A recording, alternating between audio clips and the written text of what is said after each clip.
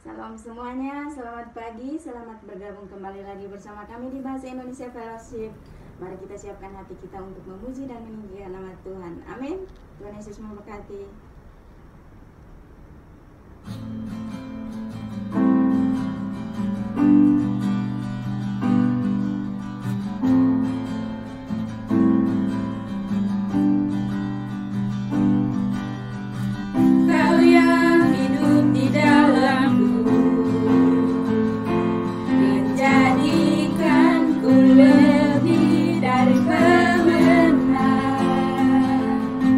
Seluruh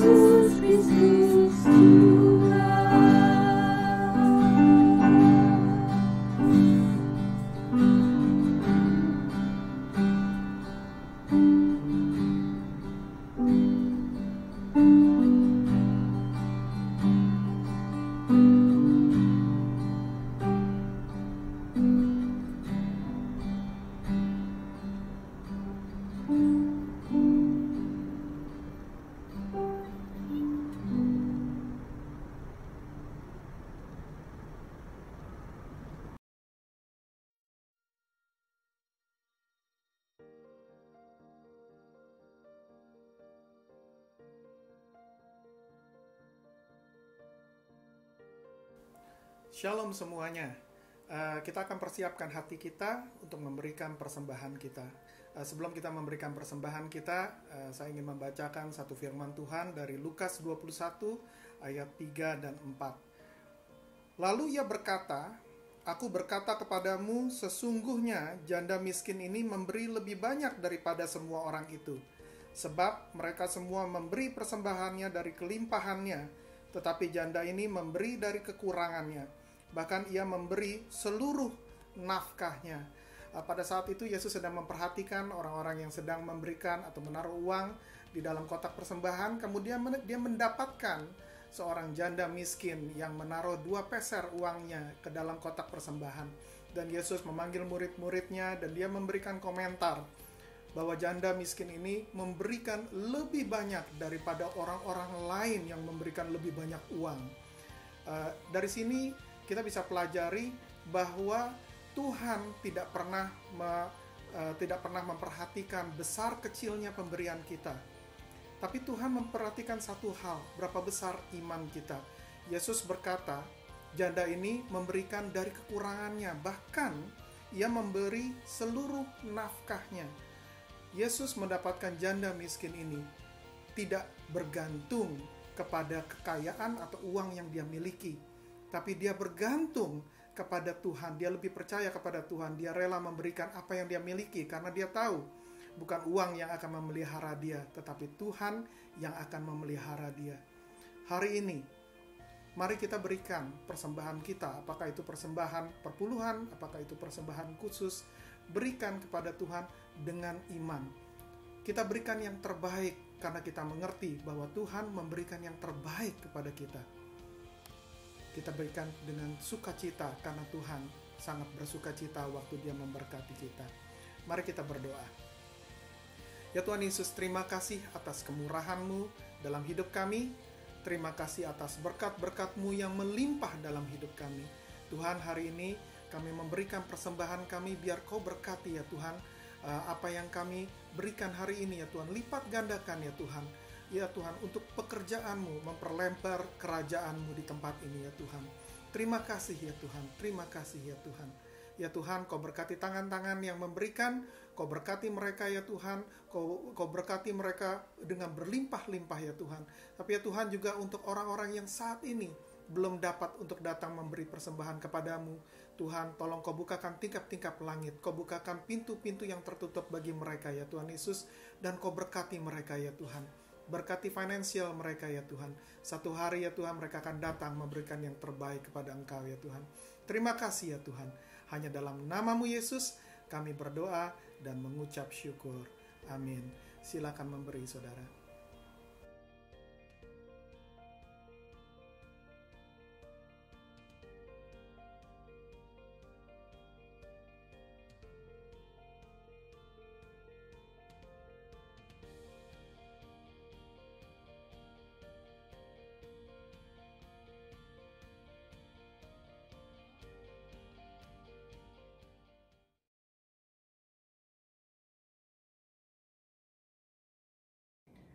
Shalom, selamat pagi saudara terkasih dalam Tuhan. Kami mengucap syukur saat yang indah kami boleh kembali menjumpai saudara dalam kebaktian online kami Bahasa Indonesia Bindov Cornerstone. Walaupun kami belum diizinkan untuk bertemu secara fisik tatap muka, face to face, tapi Tuhan baik, Tuhan menjagai kami, Tuhan melindungi setiap dari jemaat kami untuk terus terkoneksi melalui kebaktian online kami. Sebelum kami masuk dalam firman Tuhan, mari saya mengajak saudara dan saya untuk masuk dalam doa, minta pimpinan Roh Kudus hadir. Mari kita berdoa. Bapa di dalam surga, sungguh luar biasa Tuhan, Engkau Allah kami yang baik Tuhan, Engkau yang melindungi kami, Engkau yang menjagai kami Tuhan. Saat yang baik Tuhan kami masuk Tuhan ke hadirat-Mu pagi hari ini Tuhan. Izinkan kami Tuhan untuk duduk diam Tuhan, mendengar firman-Mu Tuhan. Ini saat yang terbaik Tuhan, kami mau ambil waktu kami Tuhan, konsentrasi fokus kami Tuhan ke dalam firman-Mu Tuhan. Tuhan, jadikan kami Maria Tuhan yang mendengarkan firman-Mu Tuhan dengan fokus yang baik Tuhan. Terima kasih ya Tuhan, terima kasih Tuhan. Tuhan, Kau juga pimpin hamba-Mu Tuhan untuk berkata-kata sesuai firman-Mu dan kebenaran-Mu Tuhan. Pimpinan Roh Kudus-Mu Tuhan hadir Tuhan. Bukan karena manusia Tuhan, tapi semuanya daripada Engkau saja Tuhan. Terima kasih Bapa, terima kasih. Hanya di dalam nama Tuhan Yesus Kristus, kami semua siap Tuhan untuk mendengar firman-Mu. Haleluya. Amin. Amin. Saudara terkasih dalam Tuhan, ketika saya mempersiapkan materi khotbah ini, saya bertanya kepada Tuhan, Tuhan, apa yang Kau mau sampaikan kepada jemaat-Mu? Akhir-akhir ini, bulan-bulan terakhir, minggu-minggu terakhir, banyak khotbah yang membahas mengenai atau merilit kepada keadaan situasi saat ini dengan keadaan COVID-19, saudara. Saya juga masih minta Tuhan pimpin, minta Tuhan bimbing bagaimana kita mengatasi keadaan yang mungkin semua dari kita, termasuk saya, masih berpikir bahwa ini adalah situasi yang penuh dengan ketidakpastian, saudara. Kemudian Tuhan memberikan saya satu kalimat ayat ini. Tuhan mengatakan bahwa kuatkanlah dan teguhkanlah hatimu. Saya ulangi. Kuatkanlah dan teguhkanlah hatimu. Kemudian saya mencari ayat ini ada di mana. Yang saya temukan ada di dalam kitab Yosua, saudara. Yosua 1 di ayatnya yang ke-6, di ayatnya yang ke-7, di ayatnya yang ke-9, dan di ayatnya yang ke-18. Ada kalimat ini, saudara. Kuatkanlah dan teguhkanlah hatimu. 4 kali kalimat ini disebutkan di dalam ayat atau di dalam kitab Yosua ini. Kemudian saya berdoa, Tuhan, terima kasih untuk ayat ini. Terima kasih untuk kalimat ini. Tuhan mau kita berpegang kuat, berpegang teguh saat kondisi seperti ini, saudara. Kemudian saya gali kembali, saya tanya Tuhan, apa yang Tuhan mau saya sampaikan lebih dalam, right? Kemudian Tuhan berkata, engkau baca Yosua, engkau teladani, engkau pelajari, engkau teladani Yosua. Apa yang Yosua lakukan, apa yang Yosua achieve, apa yang Yosua capai melalui pimpinan dengan pimpinan Tuhan. Dari situ saya mendalami Yosua. Kitab Yosua itu, saudara. Kitab Yosua atau semua yang berkaitan dengan Yosua kita bisa temukan di kitab Keluaran, Bilangan, dan Yosua, kitab Yosua itu sendiri. Sebelum kita masuk ke lebih dalam, apa yang kita bisa pelajari, apa yang kita bisa jadikan teladan dari tokoh Yosua ini, ada baiknya kita mengetahui siapa itu Yosua dan latar belakang atau profil singkat atau fakta-fakta mengenai Yosua. Yosua memiliki nama yang sesungguhnya adalah Hosea, dan sebelum dia menjadi Yosua, Musa selalu memanggil namanya dengan kata nama Yehosya. Kemudian dia akhirnya dipanggil dengan nama Yosua, yang artinya adalah Tuhan menyelamatkan, Tuhan juru selamat. Di saat-saat seperti ini, saya berkeinginan, saya rindu kita semua bisa menjadi seperti Yosua, saudara. Karena saudara, Yosua nanti kita pelajari lebih dalam di materi selanjutnya. Karena Yosua penuh dengan urapan Tuhan, saudara. Siapa Yosua? Yosua kita tahu bahwa dia ayahnya adalah bernama Nun. Dia dari suku Efraim.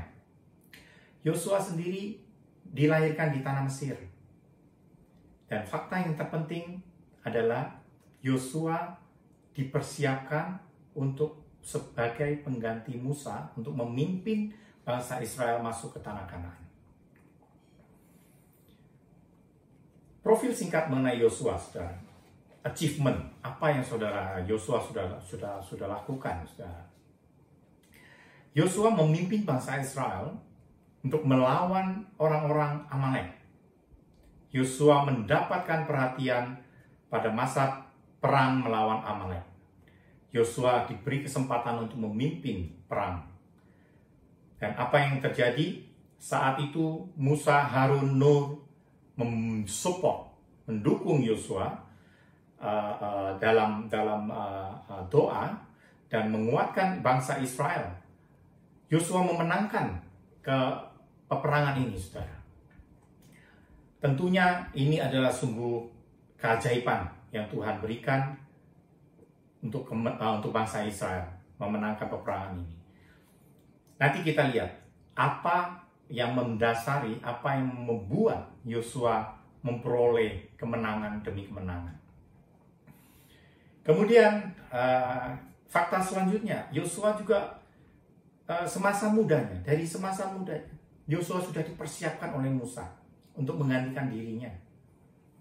Yosua adalah abdi, Yosua adalah hamba dari Musa.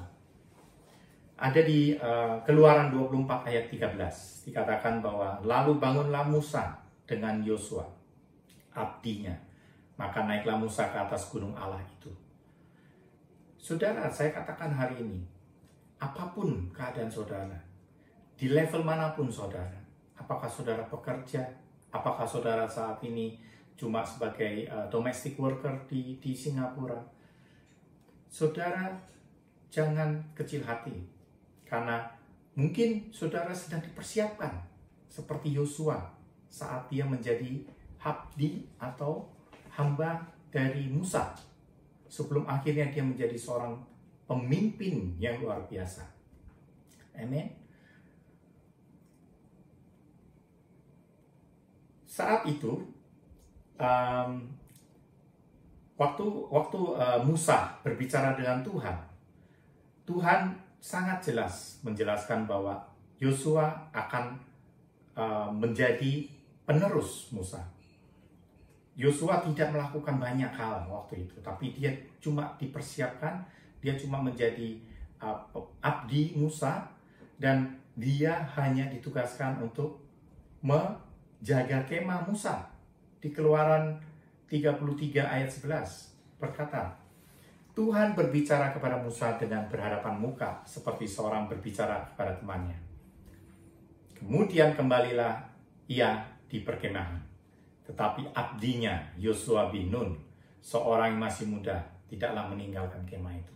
Saat ini mungkin sudah pikir, kenapa saya cuma mendapatkan bagian terkecil dari pekerjaan. Mungkin saudara merasa tugas saudara ini tugas yang sangat ringan. Tapi itu saudara harus jalani seperti Yosua. Yosua setia walaupun masih ditugaskan untuk menjaga kemah saja, untuk menjadi abdi Musa. Amen. Membahas mengenai Yosua ini, saudara, erat kaitannya dengan perjalanan bangsa Israel. The journey of Israel. Dari Mesir, keluar dari Mesir dan masuk ke Kanaan, ke tanah perjanjian.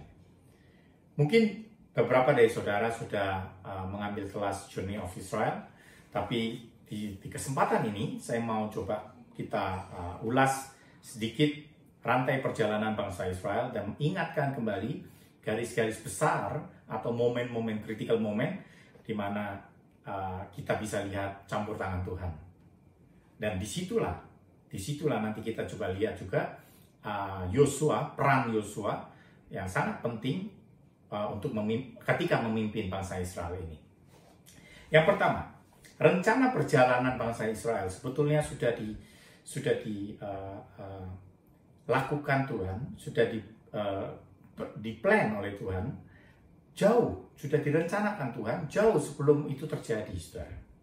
Dimulai dari Tuhan ketika berjanji kepada Abraham dan keturunannya atas tanah perjanjian Kanaan. Tapi Tuhan tidak memberikan Abraham secara langsung pada saat itu. Dan memaksa,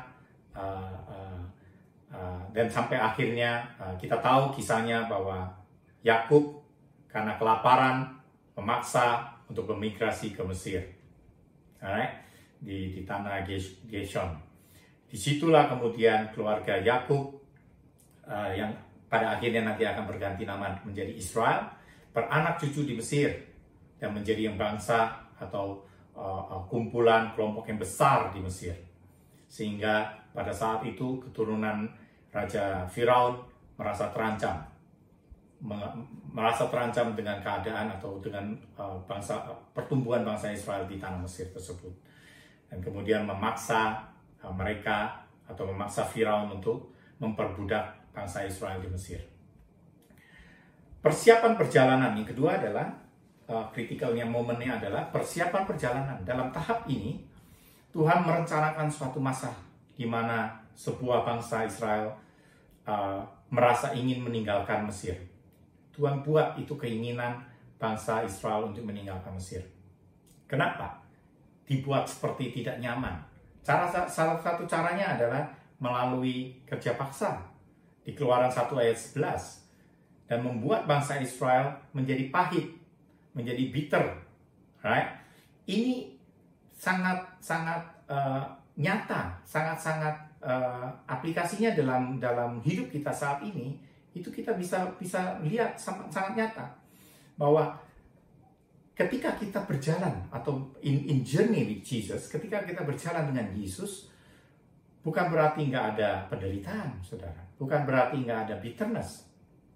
Seperti bangsa Israel alami, alright? Ketika dia menjalani perjalanan ini, Tuhan berikan masa di mana mereka mengalami kepahitan, supaya membuat bangsa Israel mencari Tuhan. Mencari Tuhan, berdoa, cry out to God, dan siap untuk berjalan dengan Tuhan. Lebih lanjut lagi, mempercayai akan ada terobosan yang sempurna ketika mereka berjalan dengan Tuhan. Tahap selanjutnya adalah perlawanan Firaun. Ketika bangsa Israel menerima pesan bahwa Tuhan Allah akan membebaskan mereka dari Mesir ke tanah Kanaan melalui Musa, dan Musa mengabarkan hal itu kepada Firaun, reaksi Firaun adalah menolak. Kita bisa baca di Keluaran 5 ayat 1-4.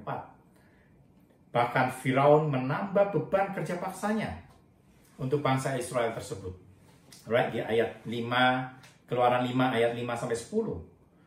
Oleh karena itu bangsa Israel mulai menyalahkan Musa.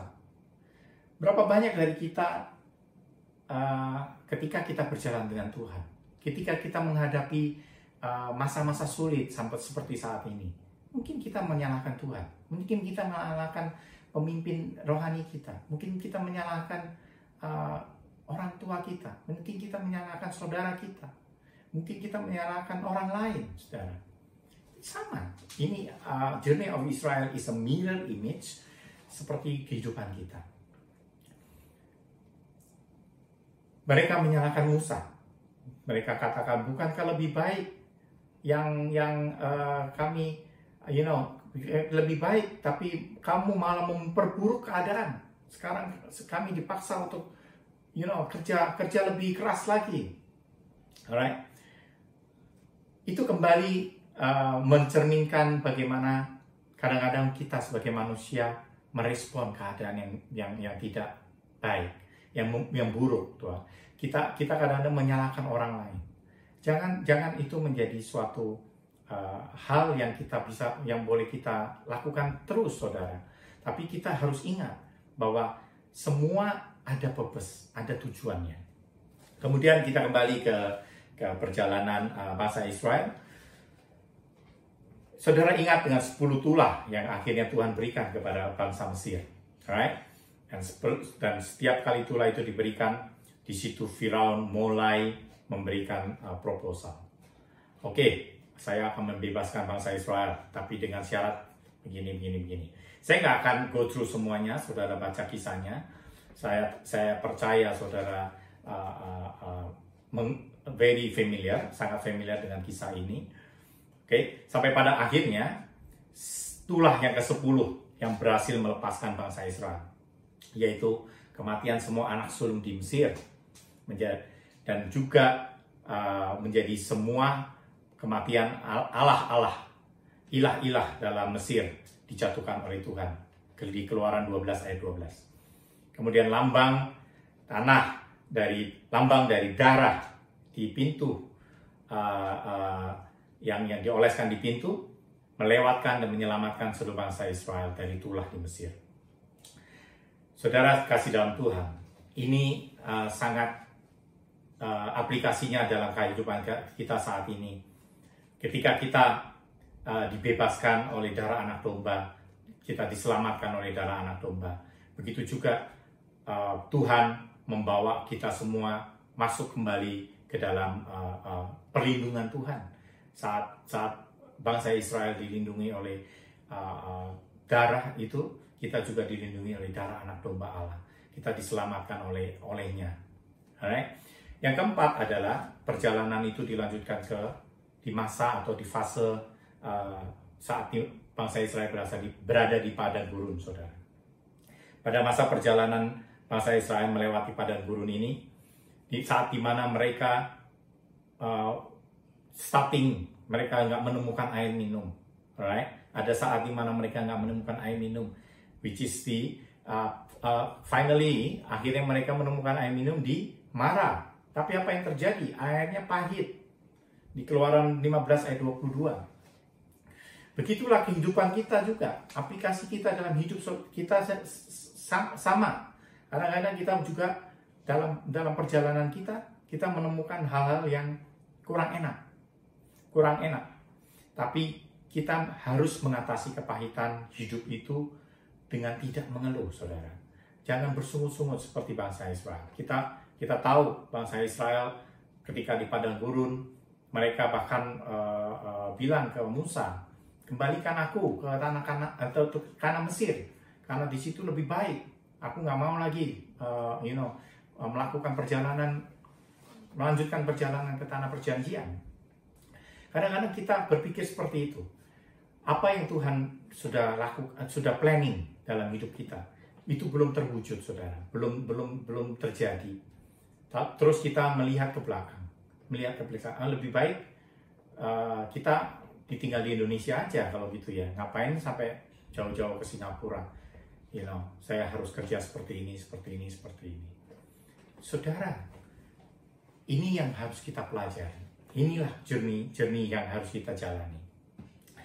Tahap berikutnya yaitu mendekati tanah perjanjian atau ketika akan menyeberangi Sungai Yordan. Inilah tahap kritikal, saudara, di dalam perjalanan bangsa Israel.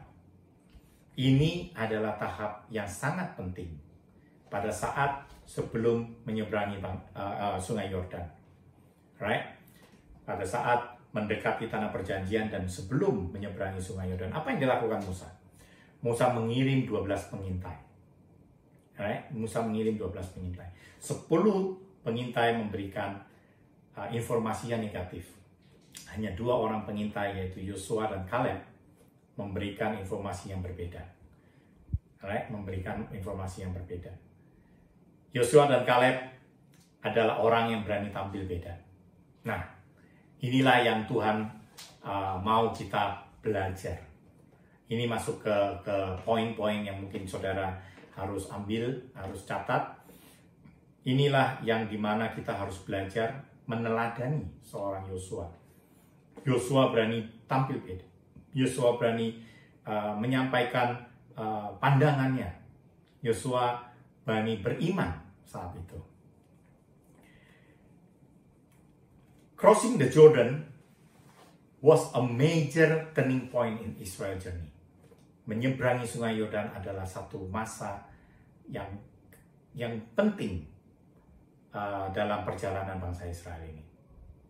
Karena merupakan hal baru bagi bangsa Israel ketika masuk ke dalam tanah perjanjian. Melalui semua aspek, saudara. Generasi-generasi yang lama, yang sudah tua, sudah ditinggalkan. Dan generasi baru sudah datang. Pencobaan di padang gurun sudah berakhir. Tanah perjanjian sudah menanti di depan mereka. Alright? Menyeberangi Sungai Yordan adalah langkah utama bagi bangsa Israel menuju ke tujuan akhir. Tujuan akhir yaitu Bukit Sion. Melambangkan intimasi kita dengan Tuhan Yesus.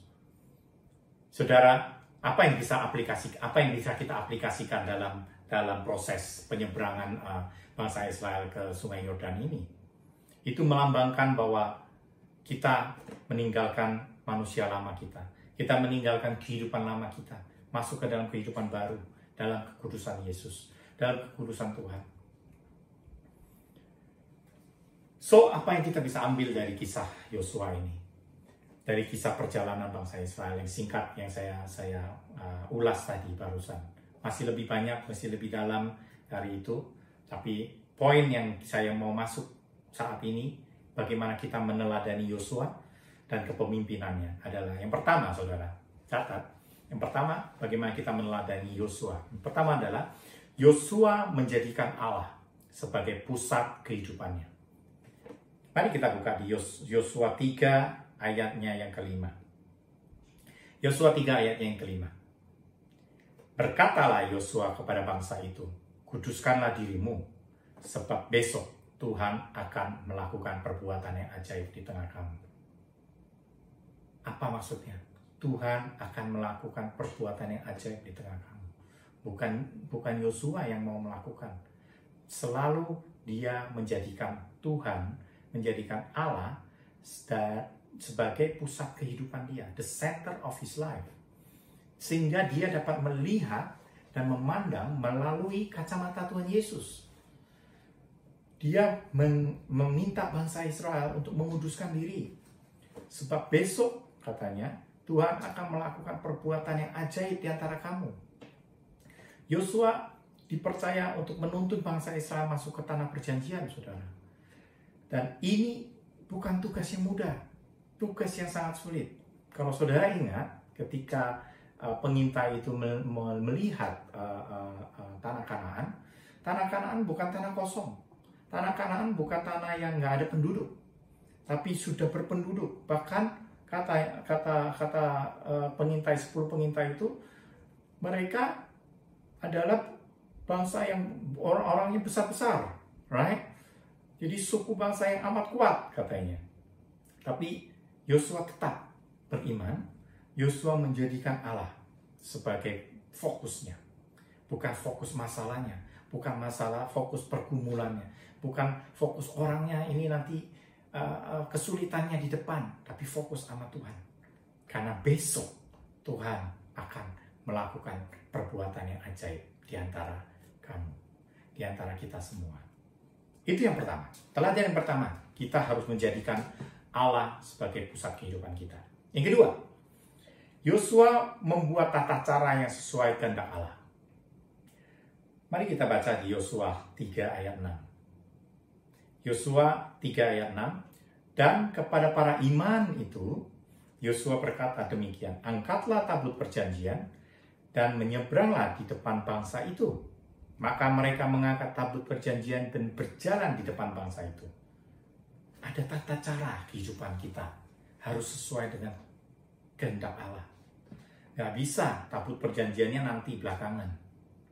Gak bisa bangsa Israel dulu yang jalan, tabut perjanjian mengikut. Gak bisa. Yosua tahu benar. Yosua tahu dengan jelas. Yosua disiplin melakukan semua tata cara kehidupannya sesuai dengan kehendak Allah. Kalau saudara mau berhasil, saudara mau dipakai Tuhan luar biasa seperti Yosua, ini kuncinya. Yang kedua, tata cara hidup saudara harus sesuai kehendak Allah. Alright? Jangan dibalik-balik. Jangan maunya begini, terus saudara jalan sesuai dengan maunya saudara. Tapi kehendak Allah harus kita jadikan prioritas. Alright? Yosua mengatur proses barisan perjalanan menuju tanah perjanjian dengan posisi tabut perjanjian di awal. Right? Dan kemudian para imam bahkan mengingatkan umat untuk menjaga kekudusan. Kadangkala kita hendak mengatur segala sesuatu sesuai dengan kehendak kita. Tata cara kehendakan kita. Kadangkala kita berdoa tetap berdoa. Tapi kita melakukan sesuai kehendak kita. Melakukan maunya dengan apa yang kita mau. Dan jika akhirnya hasilnya tidak sesuai dengan ekspektasi, dengan kemauan kita, apa yang kita expect, kita kadang-kadang menyalahkan Tuhan. Firman Allah mengajarkan bahwa kedisiplinan sesuai tata cara hidup kita, kedisiplinan untuk hidup kita, akan membawa atau menata dan mengelola kehidupan kita dengan baik. Dan itu akan menyenangkan hati Tuhan. Alright? Merupakan hal yang sangat penting untuk kita boleh meraih keberhasilan. Mari kita melakukan kehendak Tuhan sesuai dengan tata caranya Tuhan. Jangan tata cara kita. Jangan semau gue. Bahasa Jakartanya ya kan. Mau-maunya kita. Tapi kita melupakan apa yang Tuhan kehendaki. Alright. So yang ketiga adalah Yosua berdoa dan bersaat teduh dengan Tuhan. Ini hal yang sangat penting, saudara, menurut saya. Kita boleh menjadikan pusat Tuhan dalam kehidupan kita. Kita boleh ngikutin tata cara Tuhan, tapi kita lose komunikasi. Kita nggak punya saat teduh dengan Tuhan. Kita nggak punya komunikasi berdoa dengan Tuhan. Percuma, saudara. Karena melalui doa dan saat teduh itulah poin 1 dan poin 2 bisa dinyatakan. Alright? Poin 1, kehendak Tuhan bisa dinyatakan melalui apa? Melalui doa. Melalui saat teduh, saudara. Poin yang ketiga ini, jangan lari dari itu. Doanya, kalau kita lihat Yosua, doanya Yosua dijawab Tuhan di Yosua 10 ayatnya yang ke-14. Yosua 10 ayat yang ke-14. Belum pernah ada hari seperti itu, dahulu maupun kemudian, bahwa Tuhan mendengarkan permohonan seorang manusia secara demikian. Sebab yang berperang untuk bangsa Israel, untuk orang Israel ialah Tuhan. Waktu itu Yosua berdoa untuk matahari dan bulan berhenti beredar waktu dia masih berperang, right? Sehingga hari itu diperpanjang untuk memberikan keleluasaan bagi bangsa Israel berperang dan mengalahkan musuhnya. Saudara kasih dalam Tuhan, berapa banyak kita kadang-kadang melupakan bahwa kekuatan doa itu dan menganggap remeh kekuatan doa. Tuhan tahu apa yang saya mau. Tuhan tahu, Tuhan Maha tahu. Tapi saudara percayalah bahwa ketika kita berdoa, ketika kita bersaat teduh, Tuhan akan menyatakan mukjizatnya. Amin. Dalam pola saat teduhnya, kembali ke Yosua, dalam pola saat teduhnya, Tuhan juga berfirman kepadanya, janganlah engkau lupa memperkatakan kitab Taurat ini, tetapi renungkanlah itu siang dan malam. Yosua 1 ayat 8. Tuhan berkata, renungkan Taurat Tuhan siang dan malam. Apa artinya? Artinya kita bersaat teduh, kita mengambil waktu bagian kita, izinkan Tuhan berbicara, izinkan Tuhan mengatakan message-nya dalam hidup kita.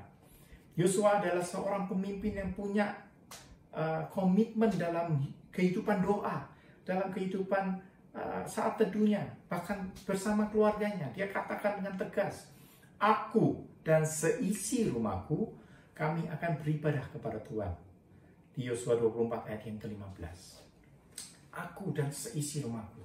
Bayangkan, saudara. Demikian dedikasi seorang Yosua sehingga dia boleh berhasil mencapai kemenangan demi kemenangan. Saudara, saya sampaikan 3 hal ini secara simpel supaya saudara tahu bahwa untuk mencapai tanah perjanjian, right? Untuk mencapai tanah perjanjian, bahkan kita masih harus melanjutkan sampai ke Bukit Sion, kita harus ikuti 3 teladan Yosua ini. Ya, teladan Yosua ini. He always put God to be a center in his life. Menjadi pusat dalam hidupnya. Yang kedua, Yosua membuat tata hidupnya sangat disiplin, melakukan sesuai dengan kehendak Tuhan. Ya, yang ketiga, jangan longgarkan, jangan kau berdoa seperti berdoa on off gitu, saudara ya. Berdoa dan bersaat teduh harus ambil komitmen untuk itu. Amin. Oleh karena 3 hal tersebut di atas, Yosua menjadi pemimpin yang berhasil. Alright, karena perjalanan bangsa Israel yang tadi kita singgung di awal adalah is a critical moment ketika mereka menyeberangi Sungai Yordan. Alright, saat itulah pergantian kehidupan yang lama menjadi kehidupan yang baru. Kalau Joshua harus memimpin bangsa yang besar dan dia berhasil dengan 3 kunci yang tadi, itu kita harus ambilkan atau jadikan ini sebagai teladan hidup kita. Alright, jangan menjadi seorang pemimpin Kristen yang lemah karena kurang merenungkan firman Tuhan, saudara.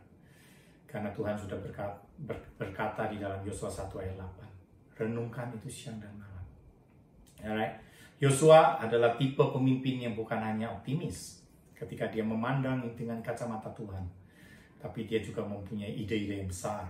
Dia mempunyai gagasan yang besar. Dia mempunyai keinginan yang serba besar.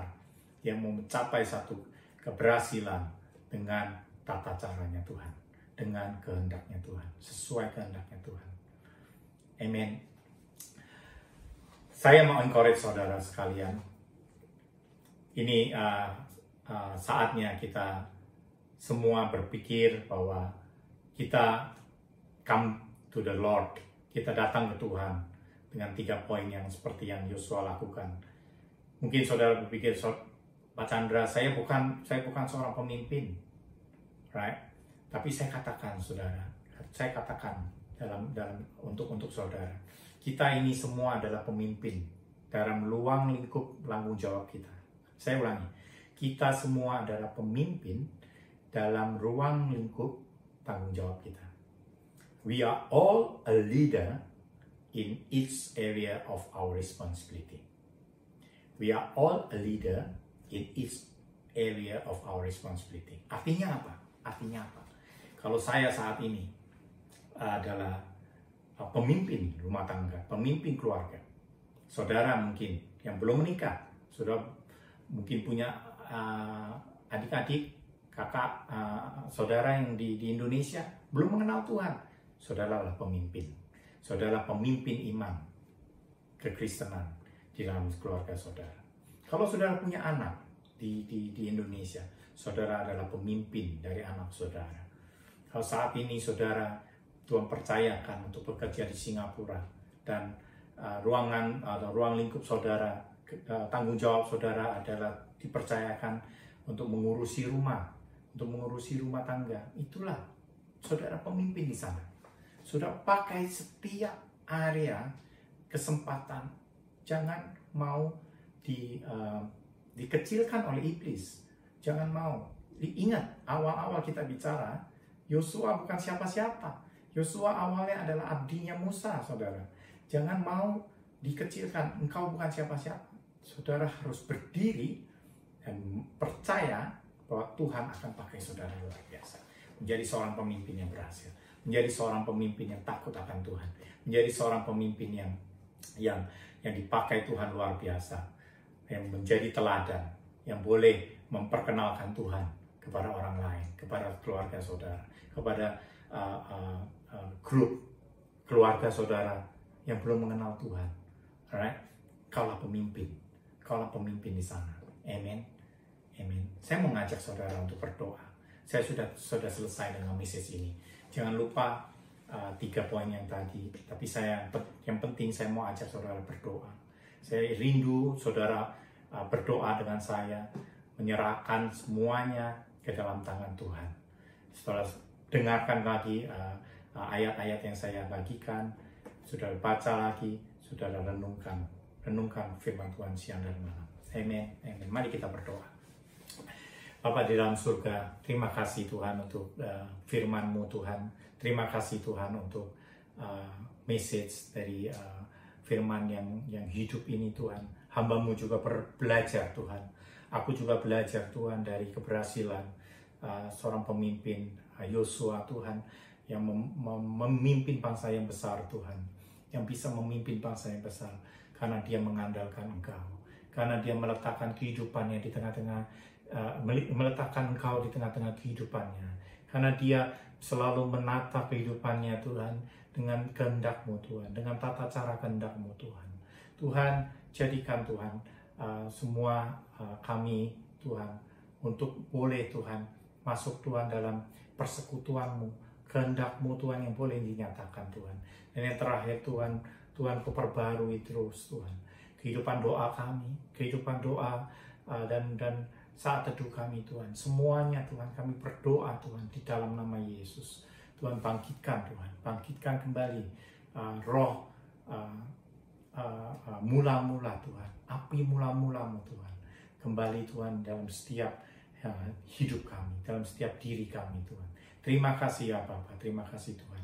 Hamba-Mu telah selesai Tuhan, dan berbicara Tuhan. Kau terus Tuhan urapi, Kau terus Tuhan jagai setiap kami Tuhan. Di dalam nama Tuhan Yesus Kristus, biarlah Tuhan firman-Mu ini menjadi hidup dan nyata dalam setiap hidup kami. Haleluya. In Jesus name we pray. Haleluya. Amin. Amin. Terima kasih. Tuhan memberkati. Terima kasih untuk semua yang telah mendengarkan khotbah. Kami harap Anda telah diberkati. Sekali lagi, terima kasih telah menghubungi kami. Tuhan memberkati Anda. Jika Anda ingin tahu lebih banyak tentang kami, silakan kunjungi situs web kami di www.bindov.com. Jika Anda ingin kami mendoakan untuk kesembuhan, silakan email kami dengan informasi penyakit yang perlu didoakan, nama dan alamat email Anda ke alamat email kami di bindov@cscc.org.sg. Kami akan turut mendoakan kesembuhan untuk Anda dalam tim doa kami, dan kami akan menghubungi Anda melalui email. Kontak pribadi Anda tidak akan digunakan untuk tujuan lain. Kami hanya menerima untuk permintaan yang dinyatakan di atas.